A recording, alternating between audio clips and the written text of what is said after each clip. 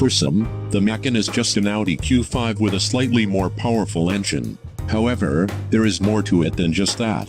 With around 250 horsepower and 275 lb-ft of torque, this should be enough for most buyers. However, for those looking for more, Porsche will also offer two additional engines. There will be the 3.0-liter turbocharged V6, which will replace the old 3.0-liter unit from the S and the GTS. This should be able to provide up to 375 horsepower and 380 lb-ft of torque, which is actually considerably more than its predecessor. The higher-end versions of the car, the Turbo and Turbo S, will use Porsche's all-new 2.9-liter twin-turbo V6. Despite being smaller than its predecessor, this engine should now provide closer to 450 horsepower and 460 lb-ft of torque.